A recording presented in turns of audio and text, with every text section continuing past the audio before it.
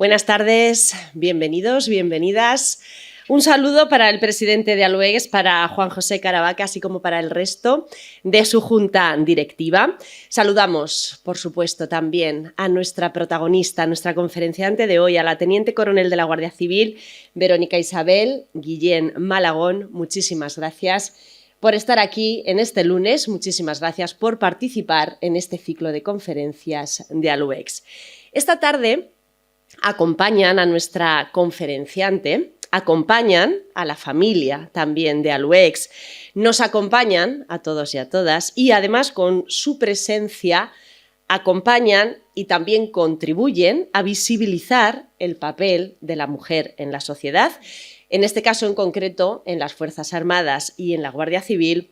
Entre otros, el coronel y subdelegado de Defensa en Albacete, Miguel Ángel de la Torre Solís, el coronel jefe de la Base Aérea de los Llanos de Albacete y ALA-14 y comandante militar del Aeropuerto de Valencia, Ignacio Zulueta Martín, el coronel jefe del TLP de la Base Aérea de los Llanos de Albacete, Luis Alberto Martínez Ruiz, el coronel jefe de la Maestranza Aérea de Albacete, Ignacio Isusi Nieto, el teniente coronel jefe de operaciones de la Comandancia de la Guardia Civil, Marcos Gómez Romera, el comandante jefe de personal y apoyo de la Comandancia de la Guardia Civil de Albacete, Agapito Cánovas Arias, el comandante jefe de Policía Judicial de la Comandancia de la Guardia Civil de Albacete, Santiago Martínez Redondo, también el coronel jefe de adiestramiento de Chinchilla, Pedro Latorre Vila, y no lo he visto porque no sé si se habrá sentado detrás, pero me confirmaban que también nos quería acompañar, sí, ahora te veo, Pascual, el intendente jefe de la Policía Local de Albacete, Pascual Martínez Cuesta. Bueno, muchísimas gracias a todos y cada uno, muchísimas gracias por acompañarnos también en este ciclo de conferencias y, como decimos, por contribuir a visibilizar el papel de la mujer. Y, por supuesto, a todos ustedes, cómo no, bienvenidos, bienvenidas. Sin ustedes, Aluegs no es nada y este ciclo de conferencias no es nada. Gracias, por tanto, una tarde más por acompañarnos. En este punto, también lo hacemos todas las semanas, nos gusta agradecer y dar la bienvenida a nuestros compañeros y compañeras gráficos. En este caso, a Carmela y Adela. Ellas son las personas que graban estas conferencias todas las semanas y que después editan estos vídeos y los podemos ver en la página de Aluegs y también de la Diputación Provincial de Albacete. Por supuesto, a nuestro compañero José Chu Manzanares, de Visión Press. Él realiza estas fotografías que después podemos ver en la página de Facebook a partir de esta misma noche mismo, como muy tarde mañana por la mañana. También al fotógrafo y a los redactores de La Tribuna, que en este caso ya se han marchado y que mañana podrán leer todos ustedes, ya saben, esa entrevista, nuestra protagonista, en la contraportada de La Tribuna de Albacete. Hoy también nos acompaña otro compañero gráfico de Visión 6 en este caso. Muchísimas gracias también por estar aquí y por haceros eco, en este caso desde este medio, de este ciclo de conferencias de Aluegs. Bien, 18ª ya conferencia de este ciclo, que ya lo saben, lleva por título Al menos 20 años más, y justo la mitad, 18 conferencias, justo la mitad del número de años que las mujeres llevan incorporadas a las Fuerzas Armadas y a la Guardia Civil.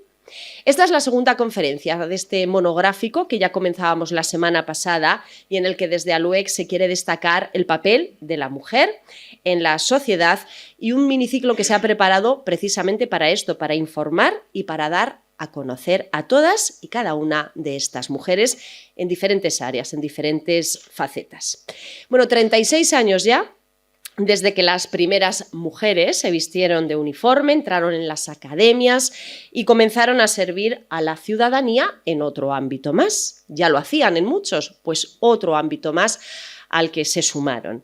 De este modo, podemos también decir que se oficializó un sentimiento que no era para nada nuevo, sino que todo lo contrario, ya llevaba desde hacía décadas entre las mujeres y que las mujeres, y no solo las mujeres, soñaban el poder participar de esta manera en la sociedad. Digo no solo las mujeres porque también los hombres los que estaban a su alrededor. Tampoco vamos a decir que todos, pero una gran mayoría sí. Y es que, bueno, en la Guardia Civil, como en tantas otras profesiones, esta es una más en las que está muy presente ese vínculo generacional, el pasar de padres a hijos. Y de sobra sabemos, y en mi caso concreto también es así, ya lo saben, siempre, bueno, es la segunda ocasión ya que tenemos la fortuna de contar con las Fuerzas Armadas y con la Guardia Civil en este ciclo de conferencias.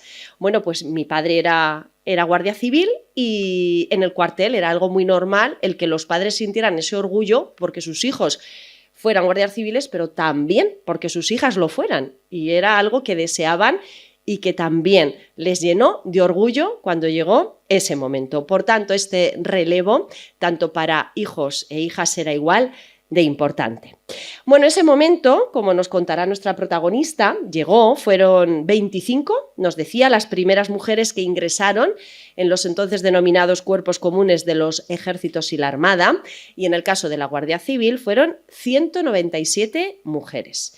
Bueno, realmente interesante la conferencia de esta tarde, la que la teniente coronel de la Guardia Civil nos va a ofrecer, como digo, interesantísima y ejemplo también el de esta conferencia, el contenido y el de la propia protagonista, ella también como ejemplo para otras mujeres, para otras niñas, para otras jóvenes que pueden ver en ella pues, un ejemplo, una persona, una mujer a la que seguir y que es posible, que si nos lo proponemos, claro que es posible. Bien, yo creo que vamos a presentarles ya a nuestra conferenciante para enseguida dar paso a lo que todos estamos deseando y es escuchar su conferencia. Bueno, Verónica Isabel Guillén Malagón nació en Madrid, decimos lo de nacer por nacer porque enseguida, a los 4 días, ya estaba en Albacete, por tanto es una albaceteña más. Con 18 años se marchó a estudiar las oposiciones para su ingreso en la Academia General Militar del Ejército de Tierra. Ha tenido diferentes destinos y empleos, como el mando del puesto principal de Javea en Alicante. Ha formado parte de unidades de investigación de organizaciones terroristas, destacando en este ámbito su integración en equipos conjuntos de investigación franco-españoles.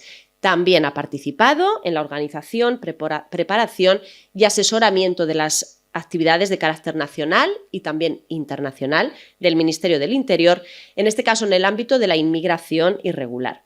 Como docente, otra faceta más, ha sido profesora en la Academia de Oficiales de la Guardia Civil, formando a los futuros oficiales de este Instituto Armado. En un ámbito más vinculado a la gestión, destacamos su participación en la dirección técnica del desarrollo del denominado Acuerdo de Equiparación Salarial de las Fuerzas y Cuerpos de Seguridad del Estado. Actualmente forma parte del equipo directivo del Servicio de Asuntos Internos de la Guardia Civil. La principal labor es en la investigación de aquellas conductas que son contrarias a la ética profesional, en este caso cometidas por guardias civiles. Es una de las primeras mujeres oficiales diplomadas del Estado Mayor, máster también en seguridad por la UNED, máster en Política de Defensa y Seguridad Internacional por la Universidad Complutense de Madrid. Ostenta el mayor empleo alcanzado por las mujeres en la Guardia Civil, siendo la 10ª mujer guardia civil con más rango en España. Bueno, la conferencia es interesantísima. Nuestra conferenciante es interesantísima. El turno de preguntas que haremos después de la conferencia, si hay tiempo, yo creo que también nos va a permitir hacer preguntas muy pertinentes, pero lo primero de todo es lo primero y es escuchar ya a Verónica. Así que muchísimas gracias por acompañarnos y le cedemos ya la palabra. Gracias.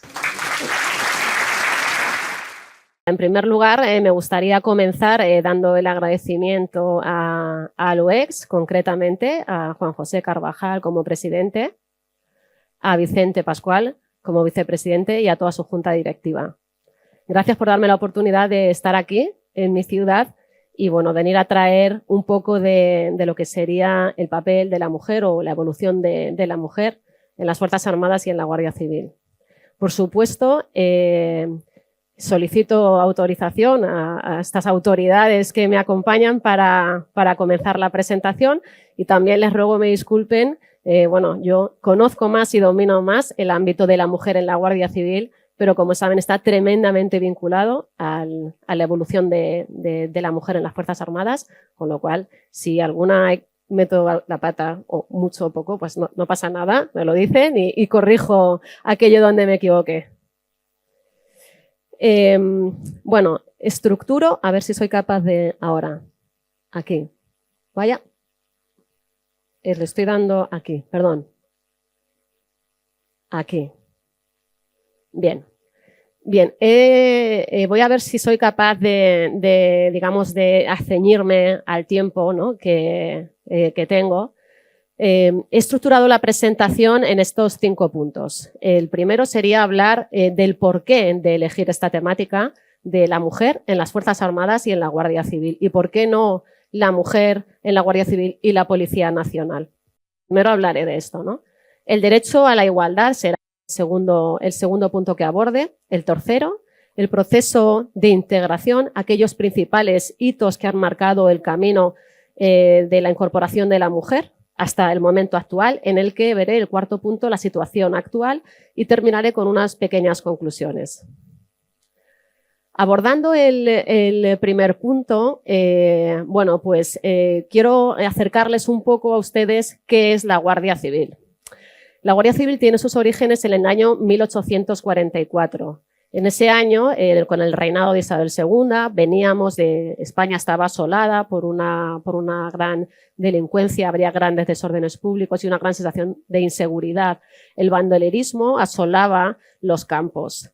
Realmente no había una policía estatal debido a los grandes cambios que había habido también en la Policía General del Reino, y había una gran inestabilidad política. En ese punto existía cierta desconfianza en que las fuerzas militares pudieran hacerse cargo de lo que sería una amenaza a la sociedad como era la delincuencia. Entonces se decidió crear un cuerpo estatal que tuviera naturaleza militar, pero ejerciera funciones policiales. Y ese es el origen de la Guardia Civil. Decía la Gaceta de Madrid, que era digamos, el antecedente de lo que es el boletín oficial actualmente, ¿no? Del Estado, decía: se crea un cuerpo especial de Fuerza Armada, de Infantería y Caballería, bajo la dependencia del Ministerio de la Gobernación de la Península y con la denominación de Guardias Civiles. Un poco las funciones que se promulgaron en aquel momento, podríamos decir que se asemejan enormemente a las funciones que ejerce la Guardia Civil ahora, es decir, la protección de personas y propiedades, el auxilio al ciudadano y velar por el cumplimiento de la ley, entre otras muchas. ¿Qué nos distingue a nosotros del resto de cuerpos policiales? Pues nuestra naturaleza militar, algo que llevamos a gala y que además, digamos, es nuestra principal particularidad. ¿Qué es la Guardia Civil o qué subyace en la Guardia Civil? Bueno, pues la Guardia Civil somos un cuerpo de tradiciones muy, muy, muy arraigadas. Nuestro fundador era un mariscal de campo, él se llamaba Francisco Javier Girón de Ezpeleta de las Casas y Enrile. Y nos lo teníamos que aprender en la academia así: segundo duque de Ahumada y quinto marqués de las Amarillas. Esto era algo que no podíamos fallar. Y, digamos, siempre desde nuestro comienzo pues nos hemos regido por unos grandes valores y unos grandes principios. Tenemos un código de conducta que constituye el primer código de conducta de la policía, yo diría a nivel mundial, que es nuestra cartilla, promulgada en el año 1844, y de la que a continuación les voy a leer 2 artículos que yo creo que no tienen desperdicio. Bueno, les animo a que lo lean. ¿Qué otros valores? La disciplina, el espíritu benemérito, que veremos en uno de los artículos, que dice: será pronóstico feliz para el afligido. Y, por supuesto, la subordinación al poder legalmente establecido. Esto, que, digamos, sustenta en gran parte pues, nuestra naturaleza militar, como veremos a continuación, hace que la Guardia Civil sea un cuerpo que ha permanecido tal y como se creó hasta ahora. 180 años de historia tal cual, como era la Guardia Civil y como es ahora. De esto estamos muy orgullosos también nosotros. La Guardia Civil, digamos, el duque de Ahumada, que era un visionario, digamos, estableció un sistema de cuarteles bajo el cual, permitía la representación del poder estatal hasta en el último rincón de España. Por eso decimos que la Guardia Civil vertebra el Estado. Y la Guardia Civil tiene un sistema atomizado para precisamente acercarse más a la sociedad. No sé si lo van a ver, pero bueno, yo lo leo, ¿no? Este sería el capítulo primero, las obligaciones del Guardia Civil. Dice, por supuesto, el primero, el honor ha de ser la principal divisa del Guardia Civil. Debe, por consiguiente, conservarlo sin mancha. Una vez perdido, no se recobra jamás.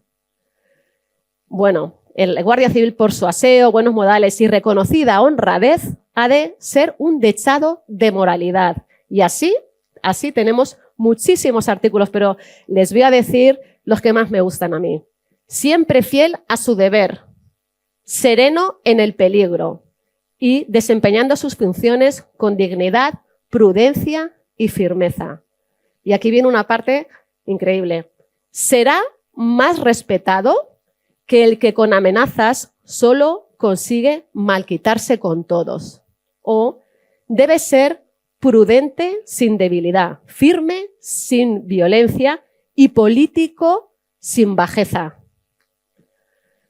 El Guardia Civil, y esta es otra también muy buena, el Guardia Civil no debe ser temido de los malhechores, ni temible, sino de los enemigos del orden.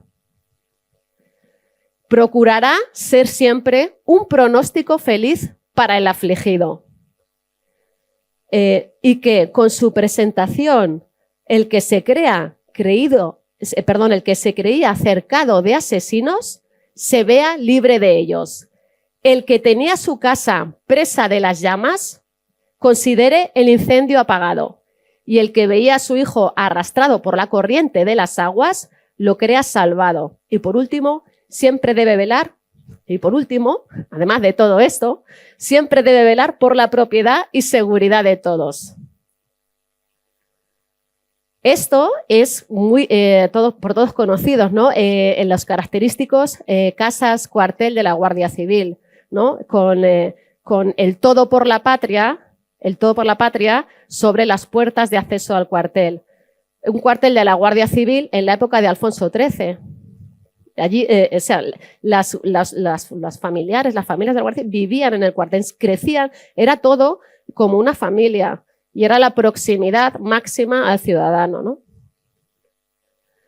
Nuestra naturaleza militar favorece esa cohesión interna, la preservación de los principios de unidad, jerarquía, disciplina y disponibilidad. Durante todo el siglo XX, la Guardia Civil, ha visto y ha sido partícipe de todos los cambios o todos los hechos relevantes que han ocurrido en la historia. El sistema público de seguridad ha sido cambiante. Las policías pues se creaban, desaparecían, iban cambiando, se iban adaptando. Hasta justo antes de la época del año, 1978, en el que existían principalmente 3 cuerpos de seguridad pública, al margen de lo que sería, por supuesto, las Fuerzas Armadas, con el Ejército de Tierra, el Ejército del Aire y del Espacio y la Armada. Estos tres cuerpos policiales que se generaron a partir del año 78 fue la Guardia Civil, el Cuerpo Superior de Policía y el Cuerpo de Policía Nacional. Convivieron desde el año 1978 hasta el año 1986, en el que se promulga la Ley Orgánica 286 de Fuerzas y Cuerpos de Seguridad del Estado, en base a la cual ya se independiza totalmente la Guardia Civil de lo que venía a ser el Ejército y el Tierra, aunque realmente el estatuto de los guardias civiles, el estatuto de personal, se mantiene muy vinculado a la normativa del Ejército y de Tierra, como veremos a continuación, y como decía, ese cuerpo superior de policía que se encargaba de la investigación, era un cuerpo superior encargado de la investigación, y la Policía Nacional, que venía a hacer funciones de orden público, porque ya existía una diferencia entre las competencias territoriales que tenía la Guardia Civil en los municipios más pequeños, bueno, decía aquellos que determinara el gobierno, y la Policía Nacional en aquellos más grandes, ¿no? Pues ya existía esa diferencia en el año 78, ¿no? Pero lo que viene a hacer es unificar en un único cuerpo de policía el Cuerpo Superior de Policía y el Cuerpo de Policía Nacional, constituyendo lo que es actualmente ahora la Policía Nacional. Este es el sistema actual, ¿no? Por un lado, las Fuerzas Armadas con los ejércitos y, por otro lado, la Guardia Civil y la Policía Nacional, al margen, por supuesto, de las policías locales, las policías autonómicas, que eso da ya para otra conferencia o más de una. Entonces, como decía, en el año 86 se configura la Guardia Civil y la Policía Nacional tal y como son en la actualidad, ¿no? La Guardia Civil es un instituto armado de naturaleza militar, dependiente del Ministerio del Interior en las funciones, en las misiones que la ley le atribuye, y del Ministerio de Defensa en el cumplimiento de las misiones de carácter militar que este o el gobierno le encomienden. En tiempo de guerra o estado de sitio dependerá exclusivamente del Ministerio de Defensa. Esto es lo que principalmente, hace que nuestra naturaleza sea militar. La Policía Nacional es un instituto armado de naturaleza civil, dependiente del Ministerio del Interior. Y ambos cuerpos configuran, las fuerzas y cuerpos de seguridad. Las fuerzas y cuerpos de seguridad del Estado. Los dos cuerpos, más todas las fuerzas y cuerpos de seguridad de toda España sería con todos los cuerpos policiales, que son muchos y necesarios. No vamos a hacer aquí, tenemos aquí presente al jefe de la policía, el intendente jefe de la Policía Local. Como decía, este carácter militar, ¿qué hace? Pues en el cumplimiento de las referidas misiones que la Ley de Defensa Nacional dice que posteriormente un Real Decreto determinará las misiones militares que se le encomienden a la Guardia Civil. Principalmente son aquellas que puede ejercer particularmente uno de sus miembros, de manera destacada como miembro particular o como unidad. Pues ¿cuáles pueden ser esas funciones? Pues funciones de policía, funciones de inteligencia, de información, pueden ser funciones de vigilancia y protección. Están acotadas. Y en el marco de esa consideración de Fuerza Armada, bueno, pues se acoge a las normas penales, al Código Penal Militar, exclusivamente en el marco de esas misiones de naturaleza militar que se le encomienden.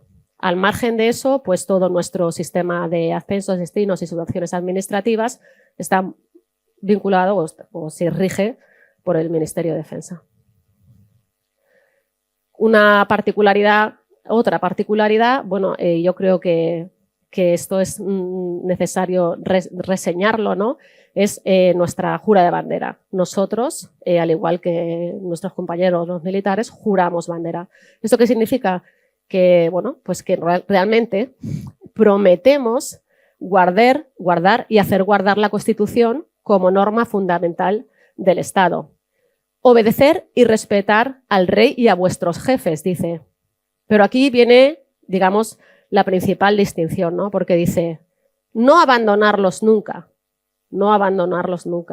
Y si preciso fuera, entregar vuestra vida en defensa de España. Esto es lo que, digamos, nosotros prometemos cuando juramos bandera. Y dice, bueno, luego viene a decir algo así como, si cumplís, me lo tengo apuntado por aquí, si cumplís vuestro juramento o promesa, España os lo agradecerá y premiará. Y si no, os lo demandará. ¿Que esto quiere decir que el resto de compañeros de las policías no juran bandera? No, ellos lo que hacen es juran o prometen el cargo. También hacen un juramento o una promesa. Igualmente, a la Constitución, en el ejercicio de sus funciones, de las funciones que asumen vinculadas a su cargo, y también al rey y a las leyes, ¿no? La única diferencia es la última parte. Bueno, pasamos a lo que sería el derecho a la igualdad, ¿no? Yo creo que es necesario pararnos en la Constitución española en el año 1978, en el que se promulga, y en los principales o los valores supremos de la Constitución, que vienen en el artículo primero y que son la libertad, la igualdad, la justicia y la pluralidad política. Dice, la igualdad es un valor profuso en la Constitución, es decir, viene en muchísimos artículos. La igualdad es la piedra angular de la Constitución. Y es necesario pararse en determinados artículos que hacen o que han dado lugar a que nosotras, pues estamos hablando de las mujeres en este caso, ¿no? Estemos en el momento en el que estamos. ¿Cuáles son esos artículos? Pues el artículo 9 y el artículo 14, por ejemplo. El artículo 9 dice que corresponde a los poderes públicos promover las condiciones para que la libertad y la igualdad sean reales y efectivas. Y el artículo 14 dice que todos los españoles son iguales ante la ley, sin que pueda existir discriminación alguna por razón de raza, sexo, religión, etc. Bueno, son dos artículos parecidos, pero realmente tienen un significado diferente. Uno promulga la igualdad ante la ley y el otro promulga la igualdad en la ley. Es decir, yo puedo tener unos derechos iguales que otra persona en la ley, pero la realidad es que esos derechos, no tiene que haber nada que haga que yo no pueda disfrutar de esos derechos en igualdad. De ahí el artículo 9 que dice que promoverá aquello que no permita que se alcance esa igualdad. La igualdad en la ley y la igualdad ante la ley. Pero en esta conferencia no tenemos que dejar de lado para nada, al contrario, yo creo que es el centro de esta conferencia, el artículo 30. El derecho dice que todos los españoles tienen el derecho y el deber de defender a España. Es que yo creo que esto hay que decirlo. Yo creo que esto hay que decirlo a la gente joven, a nuestros hijos, a sus nietos. Es que tienen el derecho y el deber, el derecho y el deber de defender a España. Es que lo tienen que saber.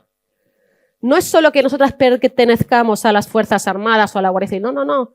Es que como ciudadanos tenemos una serie de obligaciones y lo tenemos que saber.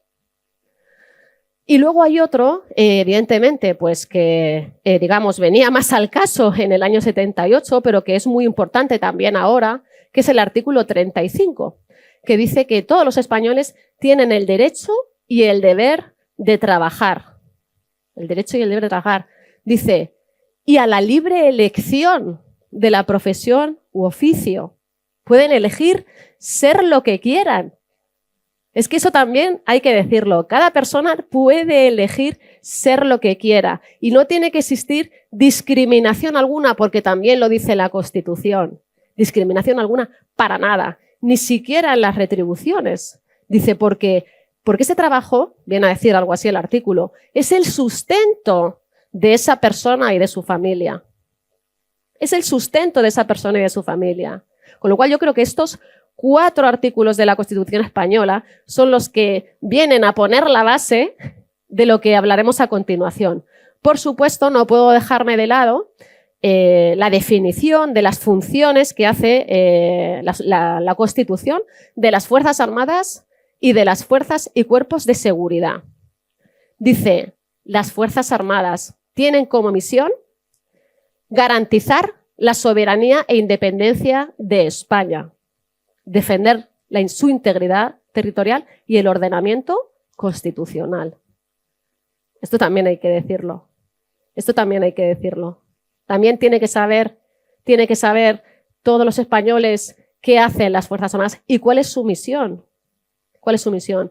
Esto, en conjunción con la función que tienen las fuerzas y cuerpos de seguridad, que tienen proteger el libre ejercicio de los derechos y libertades y garantizar la seguridad ciudadana, hace que vivamos en un estado seguro. Es que cuando salimos a la calle no lo pensamos. Pero es que no lo pensamos. No lo pensamos. Pero ¿por qué salgo tranquilo? Es que hay países en los que no se puede salir tranquilo. Yo salgo tranquilo, no pienso que, bueno, me puede pasar, ¿no? Que me pueden robar, pero no voy con ese temor. No voy con temor de quién se pueda meter conmigo en el ascensor en un momento dado. No pienso que mi país vaya a ser atacado, ¿no? Por un tercer estado constantemente, ¿no? Pero todo eso se debe a nuestras Fuerzas Armadas y a nuestras fuerzas y cuerpos de seguridad. Esto lo tengo que leer, ¿no? Porque no sé si lo ven bien, pero yo creo que lo escuché recientemente y dije, no puedo dejar de decirlo en la conferencia, ¿no? María Teresa Revilla fue la única diputada que participó en el proceso de elaboración de la Constitución española. Así como en la Constitución de 1931 únicamente participaron 2 mujeres, ¿no? Al final, ¿qué dice? Esta fue una de las principales defensoras fue la principal defensora del artículo 14, ¿no? Y dijo, ¿no? En una de las sesiones de la Comisión de Constitución, decía, señorías, en ese artículo, el 14, que hemos votado afirmativamente, la mujer española adquiere por fin la plenitud de derechos. Es verdad que la votación ha sido unánime y sin disidencias, como reclamaba la sociedad. Pero las mujeres no vamos a dar las gracias por ello, ni mirar al pasado con amargura y rencor. Ahora buscamos el futuro. Y en él, ¿qué queremos poder ser? Queremos ser lo que podamos. Para lo que necesitamos, además de la igualdad ante la ley, y esto es fundamental, de una sociedad rica en posibilidades de vida y formas de existencia, flexible en sus sistemas de trabajo y educación, donde no sean incompatibles la maternidad y el trabajo, la vida familiar y la cultura.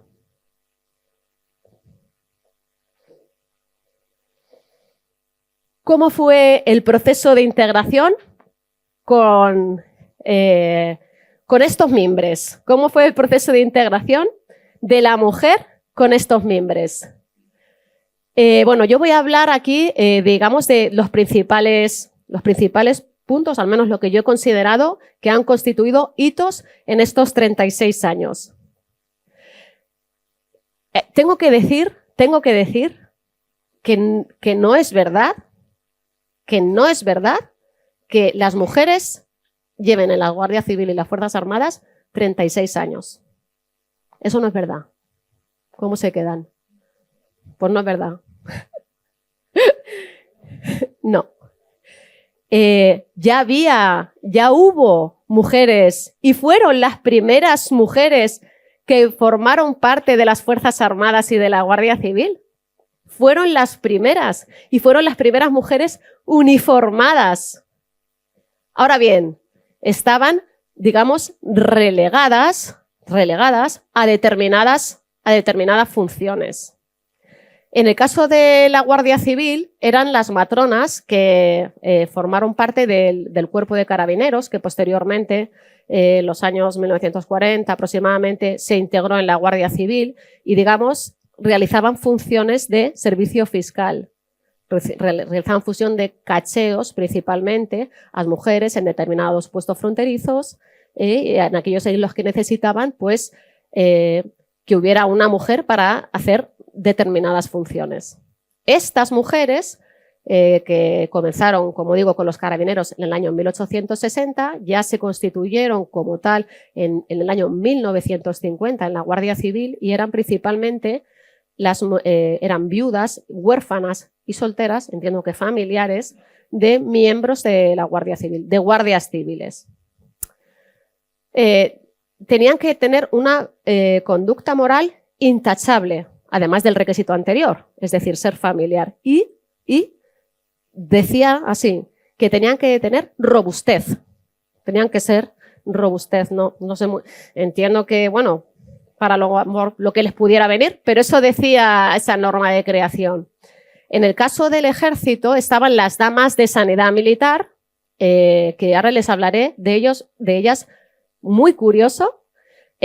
Su origen viene por las hijas de la Caridad de San Vicente de Paúl, que eran unas monjitas que asistían al ejército, ¿no? En aquellos determinadas, en los hospitales militares principalmente.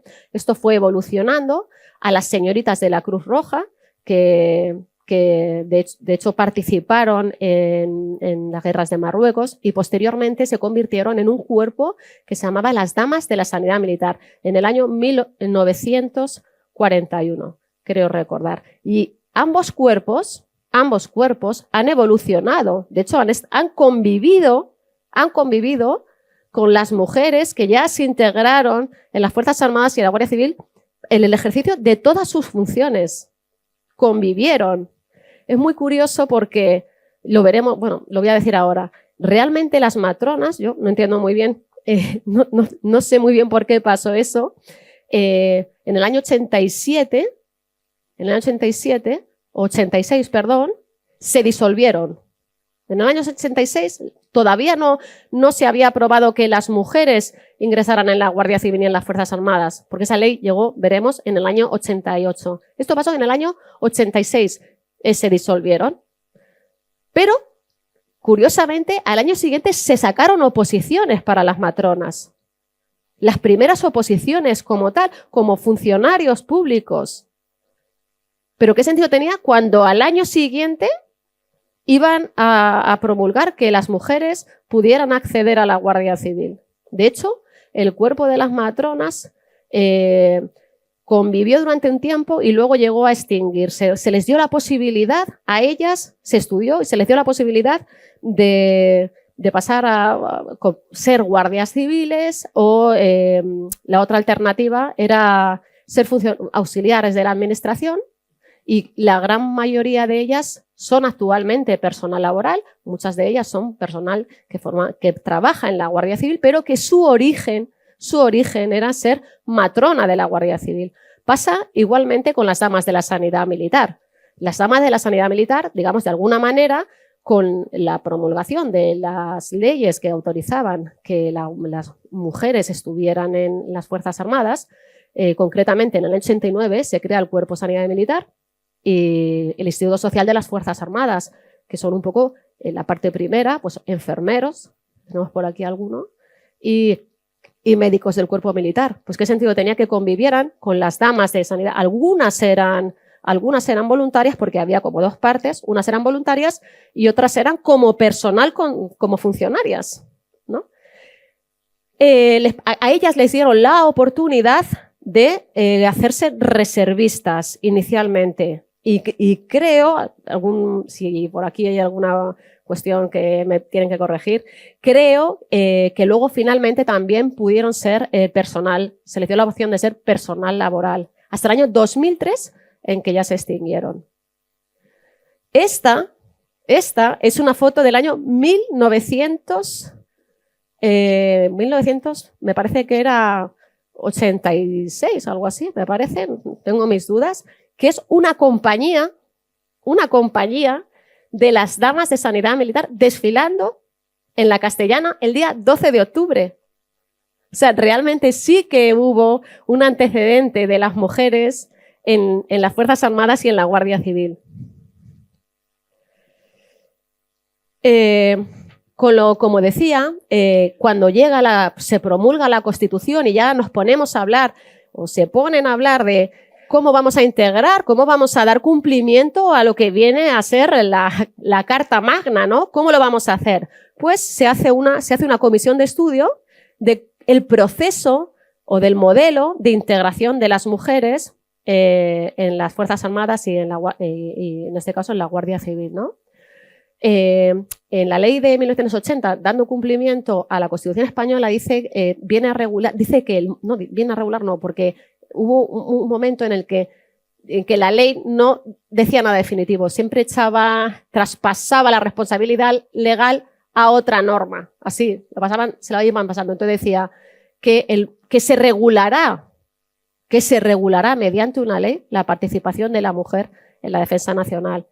Y he leído que realmente esa primera participación se valoraba porque entonces no estaba el servicio militar, no estaban los soldados, el ejército profesional, sino que estaba el servicio militar obligatorio.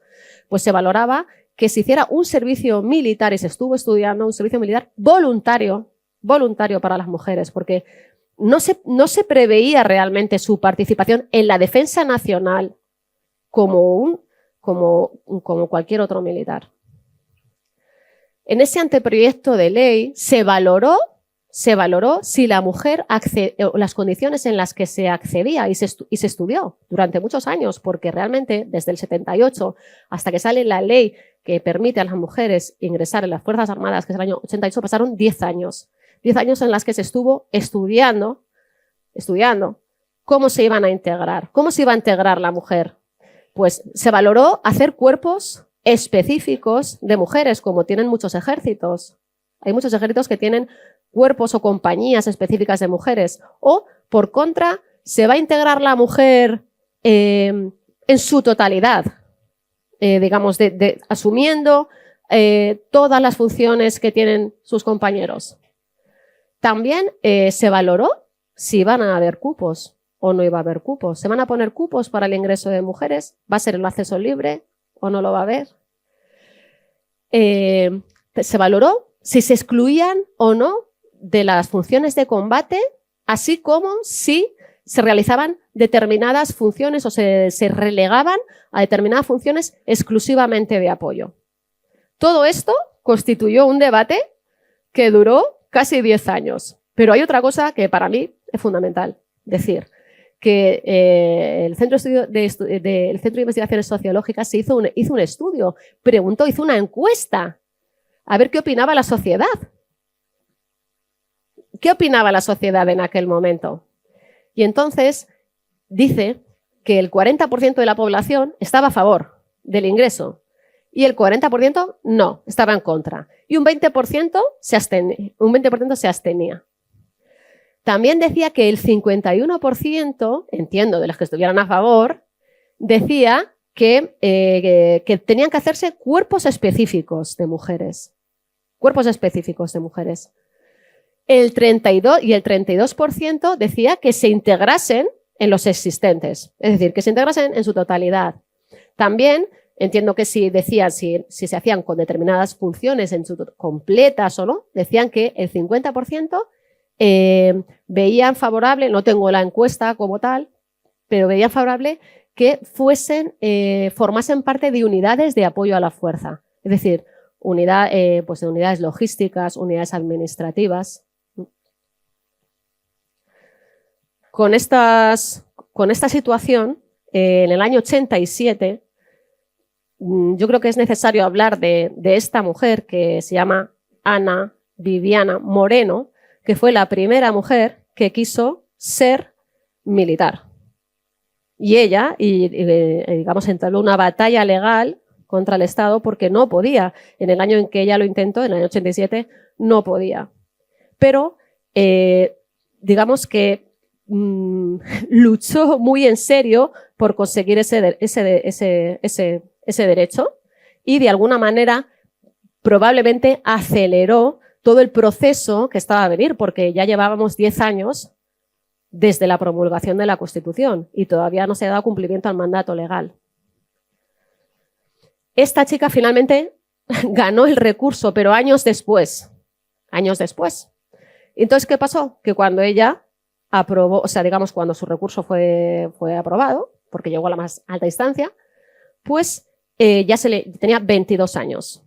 Entonces ya no podía ingresar, porque el ingreso en las academias militares, ella quería ser oficial, estaba limitado a 21 años. Entonces ella no pudo ingresar.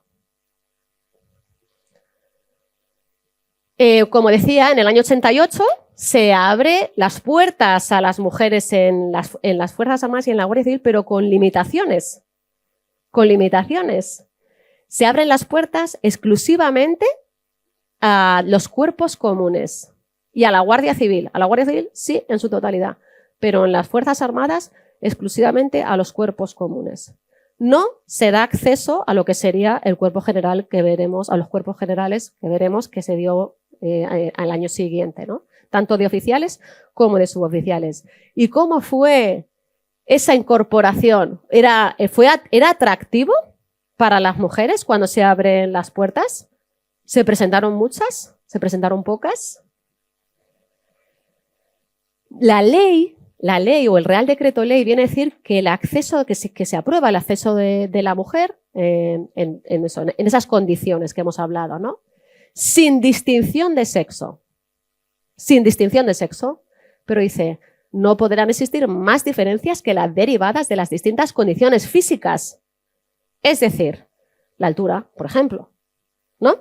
Es decir, las pruebas físicas, por ejemplo, se me ocurre, pero no fue así.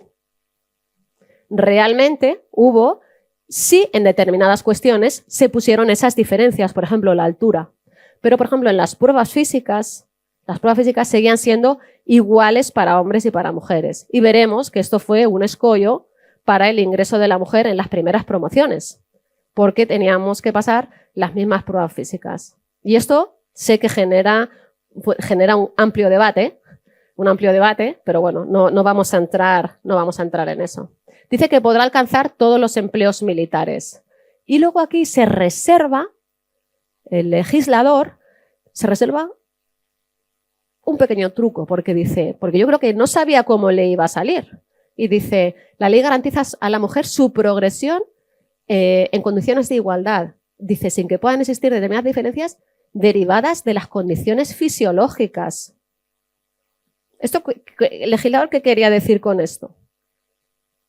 Quizás en los periodos de embarazo, maternidad, me podrían limitar, a lo mejor. No se sabe, o sea, creemos que es una reserva legal. No se sabía qué iba a pasar. Yo creo que el Ejército y la Guardia Civil estaban expectantes. Era algo que tenían que acometer porque la sociedad lo demandaba, la ley lo demandaba, pero no se había preparado y no estaban preparados para realmente dar este paso.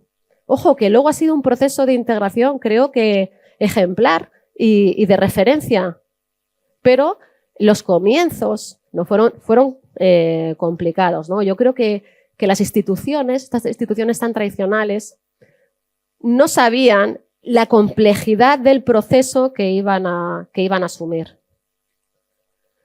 En el caso de la Guardia Civil se presentaron casi 3.000 mujeres. Casi 3.000 mujeres. ¿Eso qué quiere decir? Pues que querían. Que las mujeres querían participar en esto que hemos hablado antes. Y aquí hay un dato que es muy curioso. Solo ingresaron 197. Solo ingresaron 197. ¿Saben cuántas camas había que les esperaban? ¿Cuánto estaba acotado digamos, las dependencias o infraestructura? A 200. O sea, había, no sé, qué decir, 200. Y entraron 197, justo. ¿Y si hubiera habido 210 que hubieran pasado las pruebas físicas? Pero no. 197. 197 es casual. Entonces hablamos ahora de los cupos y tal, y a veces que se nos echan las manos a la cabeza, pero los hubo, ojo. No vamos a mirar ahora, como decía, ¿no? Hablábamos de la diputada de UCD, ¿no? vamos a mirar al pasado con amargura, ¿no? Pero hay que ser consciente también de dónde venimos, ¿no? Generaron una enorme expectación estas mujeres. Les hacían, o sea, estaban los periodistas como locos por entrevistarlas, por hacerles fotos. O sea, yo veo las formaciones de mujeres con su falda y sus tacones y su fusil, y eso generaba una gran expectación. Pero, ojo, también una cierta desconfianza, ¿no? Porque en el caso de la Guardia Civil, que hemos hablado de esas tradiciones, esos valores, tal, bueno, es que las casas cuarteles se vive muy en familia. Nosotros trabajamos en pareja. Hubo cierto rechazo a la mujer al principio. Había recelos por parte de otras mujeres también. Y los hubo. Y hubo que superar, pues una serie de situaciones, ¿no? Hasta que finalmente pues, se dio normalidad. Porque, ojo, y lo veremos al final, no era una cuestión exclusivamente de derechos y de la Constitución y de tal, que está muy bien. Pero es que realmente las mujeres en la Guardia Civil y en las Fuerzas Armadas constituyen un valor añadido. Un valor añadido. No es que yo piense en que las mujeres aportan, son mejores o peores combatientes, que habrá que verlo en el ámbito del combatiente.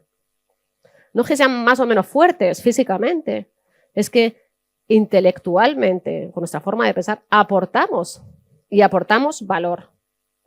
Entonces, no es una cuestión del cumplimiento de la ley, que sí, pero es una cuestión de eficacia también de las instituciones. En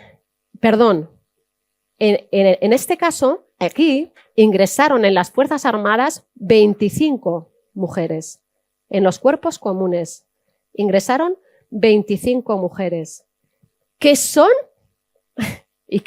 las actuales generales de las Fuerzas Armadas.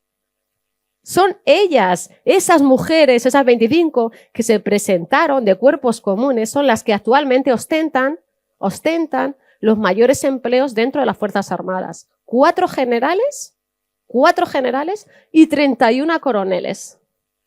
4 generales y 31 coroneles. De cuerpos comunes, como digo, porque al principio, en el año 88, el ingreso a los cuerpos comunes o ingreso de la mujer en los cuerpos comunes tiene una formación, y si me equivoco hasta aquí mi padre hasta me puede echar la bronca, de un año, que van pasando por los diferentes ejércitos. Sin embargo, en el cuerpo general, el ejército del aire y el espacio, la armada y el ejército de tierra, son 5 años. Evidentemente, las primeras mujeres del cuerpo general que no ingresaron cuando se abrieron las pruebas, y eso lo veremos, salieron 5 años después, no un año después. Entonces todavía les queda por llegar a ese empleo, ¿no? Yo creo que todavía no han llegado al empleo de coronel, me parece. ¿Ya hay alguna de cuerpo general? Por aquí me dicen, sí. ¿Cuántas, mi coronel? Al menos una. O sea que ya han llegado las primeras. No, me refiero mi coronel, me refiero pues no me refiero de los cuerpos comunes. Sí. Esther Yáñez, que hablaremos de ella, sí. Bueno, en este año, en el año 89, se abren las puertas para los cuerpos generales, a los oficiales y suboficiales. Y a partir de aquí es cuando ya deberían opositar y ya estar 5 años en la academia. ¿Qué pasó? Que realmente cuando se promulgó la ley que dio acceso, pues realmente prácticamente ese año se presentaron, creo recordar que 50 mujeres, y creo que no aprobó ninguna porque evidentemente había que prepararse muy bien las oposiciones. Entonces a muchas les pilló desprevenidas, les pilló de sorpresa. En el año 92 es un cambio significativo porque, comienza nuestro ejército profesional, y aquí es donde dan paso a las mujeres en tropa y marinería. Hay una exclusión aquí. No se les permite el acceso a determinadas unidades operativas, determinadas unidades de combate. Por ejemplo, la brigada paracaidista o la legión. Tampoco, por ejemplo, a los submarinos en la Armada. En el año 93, las primeras mujeres que ingresaron el año anterior participan en misiones militares en Bosnia. Y en el año 99, que fue el año que yo ingresé, yo no lo sabía esto, pero bueno, lo sé ahora, es decir, yo no sabía que yo ese año estaba entrando justo en el año en el que se aprueba la plena integración de las mujeres en el ejército y en las Fuerzas Armadas y en la Guardia Civil. Aquí, digamos, se quitan todas las exclusiones de acceso y todas las mujeres pueden entrar en igualdad de condiciones que los hombres. A todos los empleos, a todas las unidades, a todos los destinos, exactamente igual, en el año 99. A partir de aquí, hasta la situación, hasta el momento actual, ya ha habido grandes cambios normativos en la generación de determinadas unidades que han favorecido también, con toda la norma que regula la igualdad, que han favorecido la integración de las mujeres. En el año 2005 se crea el Observatorio de la Mujer en las Fuerzas Armadas. Años posteriores se creó la Guardia Civil en el año 2014. ¿Y cuál era su función? Pues incrementar la integración de la perspectiva de género, es decir, eso que habíamos hablado un poco de la sensibilización, de la necesidad de la asistencia de mujeres en estos cuerpos, potenciar la presencia y promoción profesional de las mujeres, es decir, incrementar su presencia, su visibilización. Como digo, la visibilidad para crear referentes, ¿no? Porque esto es muy importante, que nuestros hijos sepan que, como decía antes, pueden ser lo que quieren, que no tienen que tener límites y que lo pueden conseguir si quieren. Y para eso es necesario tener referentes. Porque no es que no tengamos referentes masculinos, que también los tenemos. Yo los he tenido. Mi padre, mi tío que está por aquí, y en femeninos mi madre, ¿no? Claro que los he tenido. Pero me hubiera gustado tener referentes femeninos también. Ahora los tengo, pero antes estábamos más ocultas. Y eso te motiva, te inspira. Parece una tontería, esto se lleva mucho ahora, pero es verdad. Y luego seguir avanzando en la conciliación y la corresponsabilidad. Yo creo que esto es fundamental. Pero, ojo, no es fundamental para las mujeres. Esto es fundamental para todos. Es decir, yo no puedo aspirar a determinados destinos, a determinadas formaciones o a determinados cursos si no me acompaña, en este caso, mi pareja. ¿En qué? Pues en el cuidado de mis hijos, que son los suyos también, y de las tareas domésticas, que son mías, y de él también, ¿no? Entonces, al final aquí es una cuestión de todos. Claro, se han promulgado muchísimas normas que estaban dirigidas hacia las mujeres, pero eso era un error. ¿Por qué? Porque es que esas normas también tienen que involucrar a los hombres, también tienen que involucrarlo. Hemos pasado de los permisos de paternidad que apenas se cogían antes, ¿no? Incluso podría decirse que estaba mal, a permisos de 15 días y ahora a permisos prácticamente como las mujeres, no exactamente igual, pero muy favorables y retribuidos. Y eso es fundamental. Hay cuestiones en las que tenemos que involucrarnos todos. ¿Qué avances ha habido? Pues bueno, por ejemplo, las mismas pruebas físicas que se han cambiado, las mismas pruebas físicas pero con diferentes marcas, porque esto era limitante para las mujeres. Y aquí, pues habrá que valorar después las funciones que se vienen realizando, ¿no? Hay que valorar que tanto el Ejército, las Fuerzas Armadas como la Guardia Civil tenemos muchísimas funciones. Entonces habrá que valorar qué requisitos físicos necesito yo para cada una de esas funciones. No tanto pasar unos raseros, a lo mejor que luego yo siempre recuerdo que mi tío me decía, tanto que corres, cuando salgas de la academia, ¿qué te crees? ¿Que vas a ir corriendo detrás de los delincuentes? Pues no, porque normalmente no sales corriendo, es verdad. Tendrás que estar preparado físicamente, pero no tienes que ser un portento. En mi caso, por supuesto, en otras especialidades sí. Adaptación de la infraestructura y de la uniformidad. Las mujeres al principio, como hemos visto, iban de servicio con falda y tacones. Y desfilaban. Yo un día me puse una falda porque me pareció interesante y dije, me voy a poner la falda porque siempre voy con pantalón. Y mis antiguas me echaron la bronca porque me dijeron, llevamos un montón de años peleándonos porque nos quiten la falda. Y vas tú ahora y te la pones. Claro. Bueno, los vestuarios femeninos. Sitios en los que tú te puedas cambiar. En fin. La ropa de embarazo. Es que muchas de las cuestiones, mucha de esta norma ha sido legislada por hombres. No es una crítica, de verdad, no es una crítica, pero la realidad es que hay determinadas cuestiones que a nosotras, pues porque lo vivimos en primera persona, pues tendríamos que poder aportar para eso. Eso ya está pasando, pero al principio esto no pasaba, ahora sí. Una composición equilibrada en las juntas de evaluación y en los tribunales de acceso, que es fundamental para nuestra promoción en las Fuerzas Armadas y en la Guardia Civil. Que haya mujeres también que puedan valorarme a mí en mi función policial. Toda la protección del embarazo y del permiso de maternidad.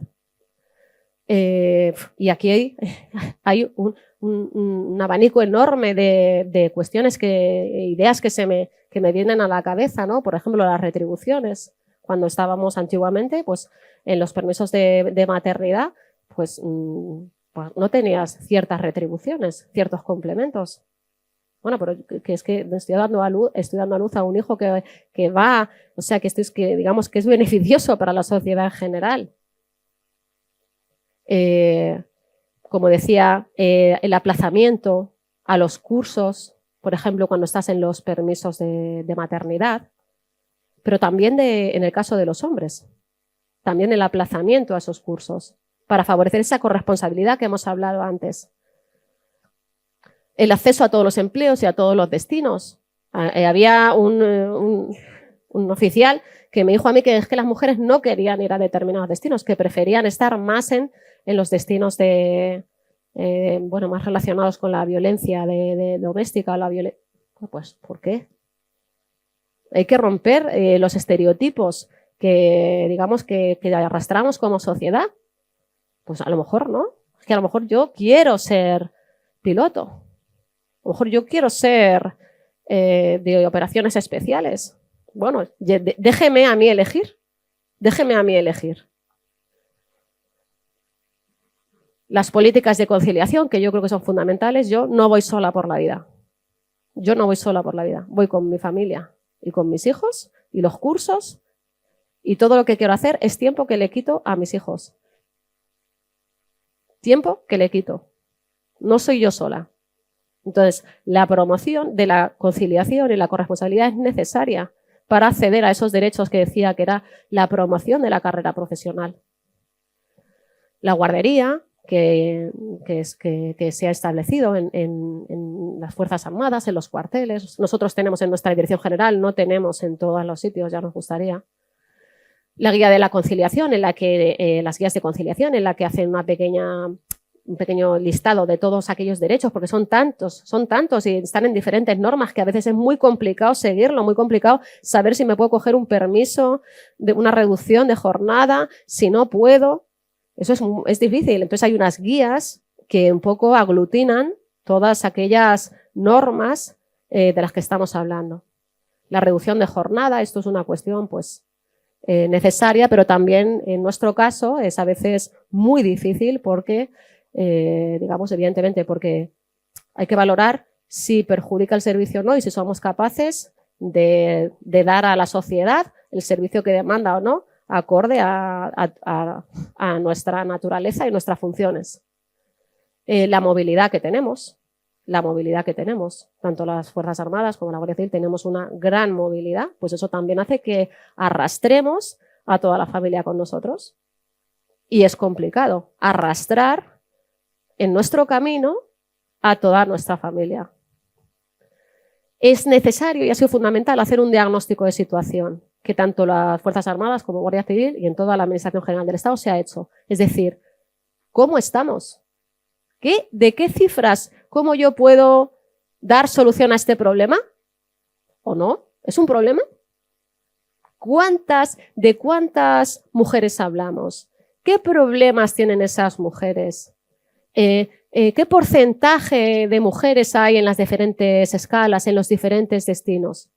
Yo analizo la situación de mi organización y en función de eso, pues le doy, aporto y propongo unas medidas con ese plan de igualdad. Pero para eso tengo que conocer. Yo, hablando hace mucho, les diría en el año 2010 o 2011, pertenecía a una asociación profesional y pedimos unos datos de mujeres en la Guardia Civil. Tardaron 9 meses en darme los datos. 9 meses. ¿Por qué? Porque no había un registro como tal. No había un registro. No era una cuestión importante en aquel momento, ¿no? No era estarían, pero no estaban ordenados los datos. Claro que estaban, pero no estaban ordenados. ¿Por qué? Pues porque nadie se puso a hacer ese diagnóstico que actualmente todas las organizaciones lo tienen, ¿eh? Todas las organizaciones. Después ya viene la ley de igualdad y a partir de aquí, pues muchísimas cuestiones muy, muy importantes que han favorecido nuestra integración. Destaco la ministra de Defensa, Carmen Chacón, y esta foto en la que pasaba revista a la fuerza embarazada. Esto en aquel momento fue al menos llamativo, ¿no? Al menos era llamativo. Por supuesto, destaco la primera mujer que llega a general en el año 2022 y otras 3 que le acompañan actualmente, ya son 4. Y ¿qué quieren que les diga? Esto realmente nos da visibilidad y es valiente. La princesa es valiente, podría haber tomado otra decisión. Bueno, evidentemente, esto lo habrán valorado y todo, claro, pero qué referente, ¿no? ¡Qué referente!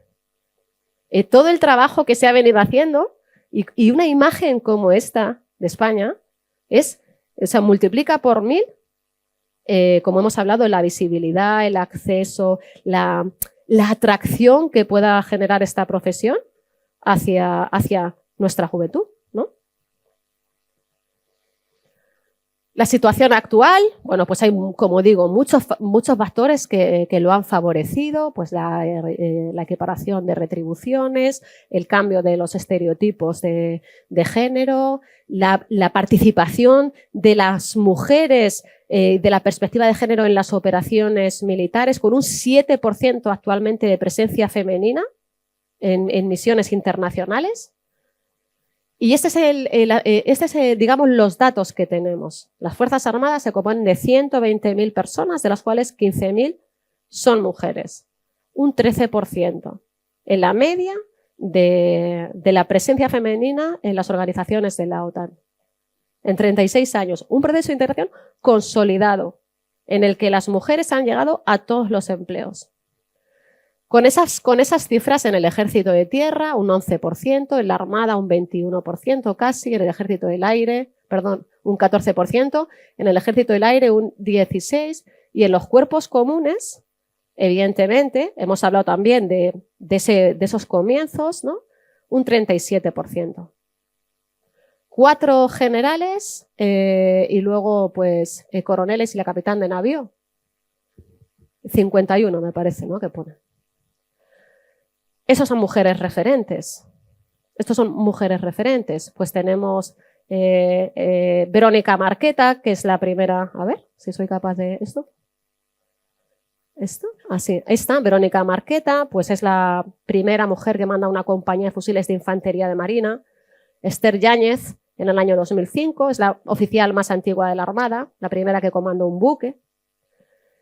María Gracia Cañadas es la primera mujer que mandó un batallón, aunque me dice el coronel que ahora hay una coronel que manda un regimiento de artillería. Ana Betegón, esta es del Cuerpo de Sanidad, es la primera mujer en mandar a un hospital de campaña en el año 2014. Rosa María García Malea, que todos nuestros compañeros del ejército la conocerán, es la primera mujer en pilotar un avión de combate y creo que es componente de la patrulla Águila, si no me equivoco.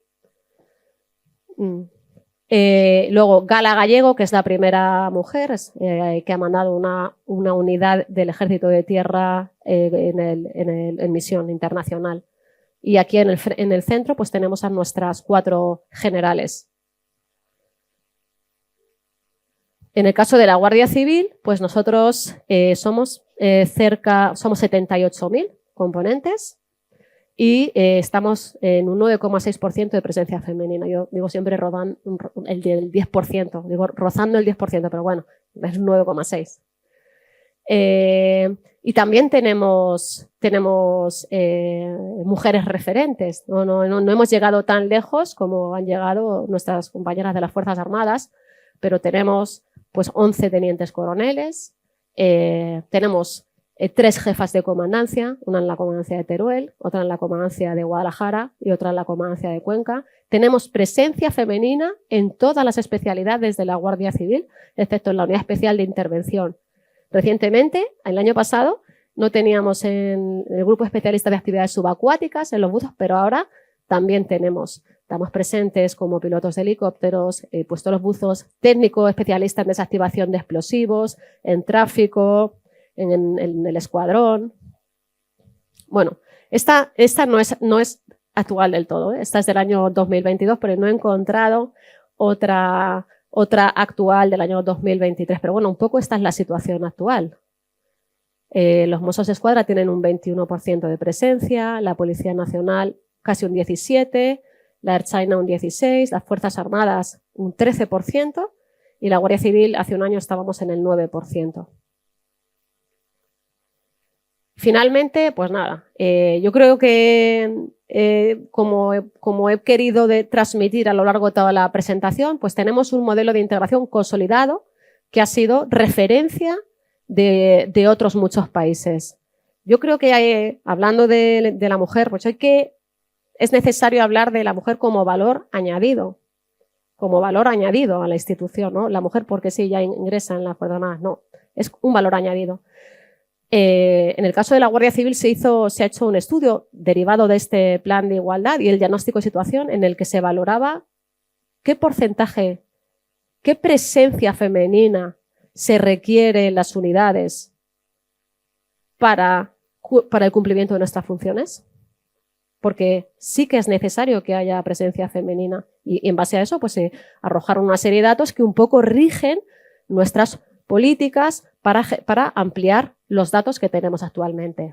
Importancia de las medidas de acción positiva y las medidas transversales. Y mucha gente rechaza las medidas de acción positiva, pero las medidas de acción positiva son necesarias para revertir una situación que hay que cambiar. Una situación en la que se convierte en una desigualdad entre 2 colectivos. No son para siempre. Es más, se deberían revisar y se tienen que cambiar en el momento en el que se revierta esa situación. Las medidas de acción positiva no son para siempre, pero sí que han venido a ser necesarias. Por ejemplo, la eliminación del requisito de altura en el acceso de las mujeres. ¿Por qué? Pues porque la talla que ponía era superior a la media de la talla femenina en España. Pues evidentemente eso limita el acceso de la mujer. Y por último, yo creo que es necesario visibilizar a la mujer y es necesario que tengamos referentes femeninos para, digamos, conseguir esos parámetros, esos porcentajes que las Fuerzas Armadas y la Guardia Civil necesitan. No solo, como decía, por dar cumplimiento al mandato legal, sino porque cada uno sepa cada uno de nosotros, nuestros hijos y nuestras hijas, sepan que pueden hacer lo que quieran. Yo le digo a mis hijas, yo tengo 2 niñas, una de 11 y otra de 9, y yo les digo que pueden, que nada más que cuando me preguntan y tal, yo digo que pueden ser lo que quieran. Y lo que quieran, y que va a ser así, y que no van a encontrar ningún problema.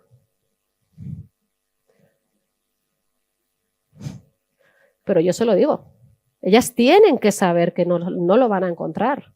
Y tienen que luchar porque no lo van, por lo que quieran. Tienen que hacerlo. Pero todavía, y tienen 9 y 11 años, todavía me hacen preguntas.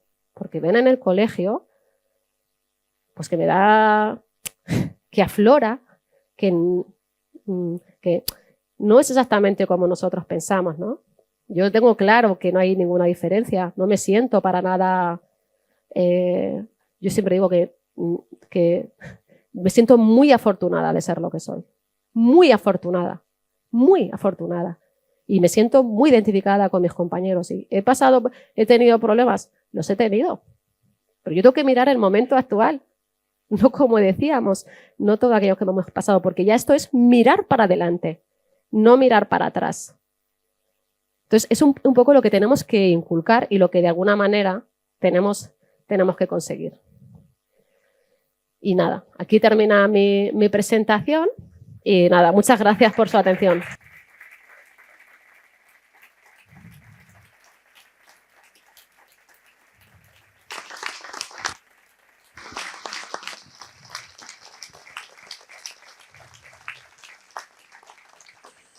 Muchísimas gracias. Ha sido un auténtico placer escuchar esta conferencia.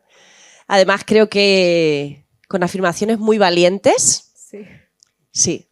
Y esta reflexión final sobre los referentes y sobre la situación actual, enhorabuena, de verdad. Gracias. Muchas gracias. ¿Podemos hacer alguna pregunta? Poquitas, que tenemos ya muy poquito tiempo, pero bueno, alguna se podría hacer. Si levantan la mano. ¿Sí? Voy para allá.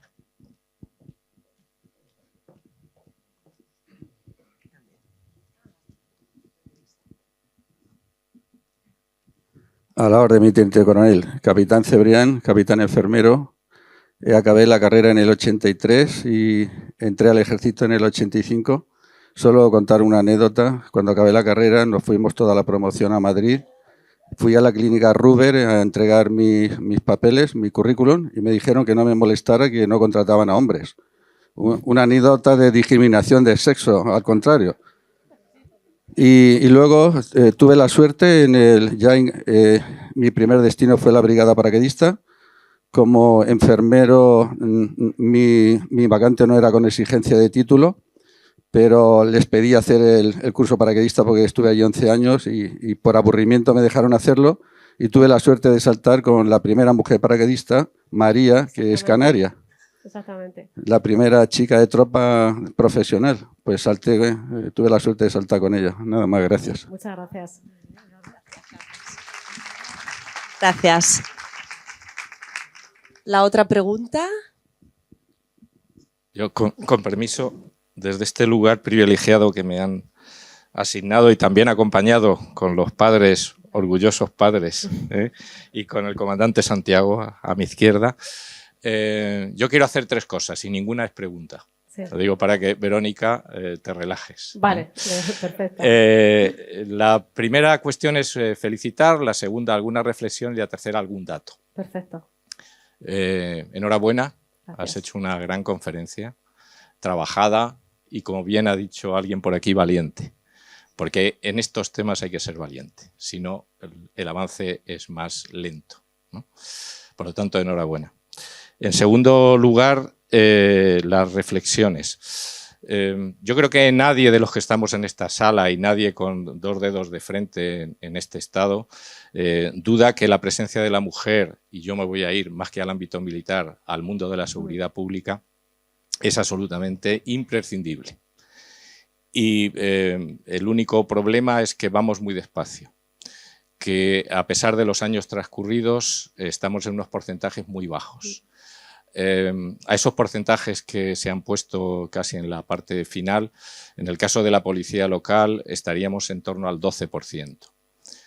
Probablemente algún dato de porcentaje no es exacto porque se refiere a mandos más que al conjunto de la organización en alguno de los cuerpos que se han puesto ahí. ¿Qué significa esto? Pues que tenemos que trabajar todos mucho para que realmente las fuerzas y cuerpos de seguridad sean el reflejo de la sociedad. Y porque además la eficacia y la mejora en la calidad de la seguridad pública debe contar con la mujer sí o sí. Por lo tanto, esa es una asignatura que entre todos tenemos pendientes. Y voy al dato, por si en algún hito encaja también en esta magnífica conferencia.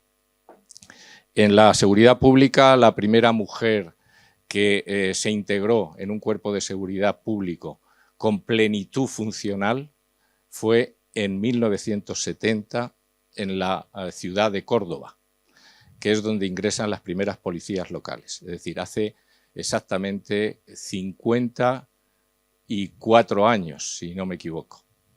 A partir de ahí fueron ingresando, 6 meses después lo hizo la Policía Municipal de Madrid y en el caso de Albacete, por si alguien tiene curiosidad, fue en 1980.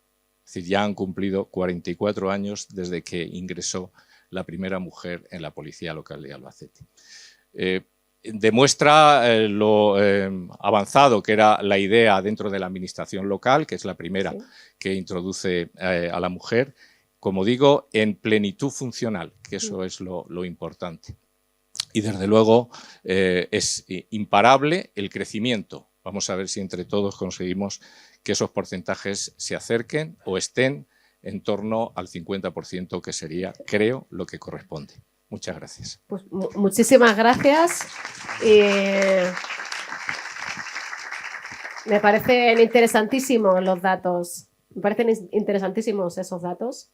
No tengo estudiado a la policía local, pero bueno, igual es un buen comienzo este, ¿eh? Pero enhorabuena también. Gracias, Pascual, por la aportación. ¿Un último comentario? ¿Sí? Gracias, Verónica, y enhorabuena por la conferencia, porque has planteado la conferencia desde el punto de vista y de los objetivos de ALUES. Posiblemente has acertado al 100%, sí, porque has planteado los problemas de la mujer antes, los problemas después, las soluciones y todo lo que queda por hacer. Así que muchísimas gracias, enhorabuena. Y seguro que no va a ser la primera vez que pases por este salón y en nuestro ciclo de conferencias. Muchas gracias, Juanjo. Yo encantada. Me siento como en casa, ¿eh? La verdad que venir aquí y en Albacete... Voy a contar una anécdota. Esta mañana he llegado corriendo, porque había quedado con Paco Ortuño, a quien tengo que agradecer mi presencia aquí, porque fue a raíz de él quien me ha dado paso al UX. Pues esta mañana había quedado con él a tomar un café y venía corriendo, total, que he aparcado tal, y iba yo deseando llegar y Albacete, que me encanta, pasaba por ahí por el Alto Zaro y justo corriendo ha pasado una mujer a mi lado y digo, a ver si parece mi madre. No acababa de aterrizar como el que hice y digo, y la miro y digo, pero bueno, mamá, ¿qué haces? Y dice ella, ¿pero qué haces tú? Y digo, pues que yo acabo de llegar. Y entonces me iba yo pensando y digo, jolín, esto solo te pasa aquí. No, claro. Esto, yo llego aquí a mi casa y salgo y me encuentro con caras conocidas, me siento en familia y bueno, en este foro pues especialmente bien acogida. Gracias. Muchísimas gracias. Presidente, vamos para arriba. Bueno, gracias por supuesto a la familia, ¿no?, que también ha estado aquí acompañando a su hija. Y decíamos esto, no sé si al padre no le ha preguntado nadie, ¿a él le hacía ilusión que su hija fuera guardia civil? ¿Le hacía ilusión? Sí.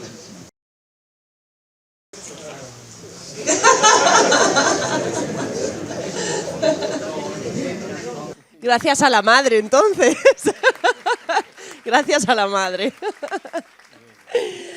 Bueno, pues si os podéis colocar delante, Juanjo.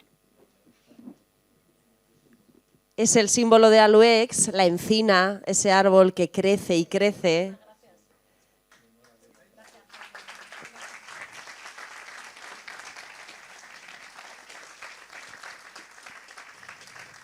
y una manera de agradecer su participación en este ciclo.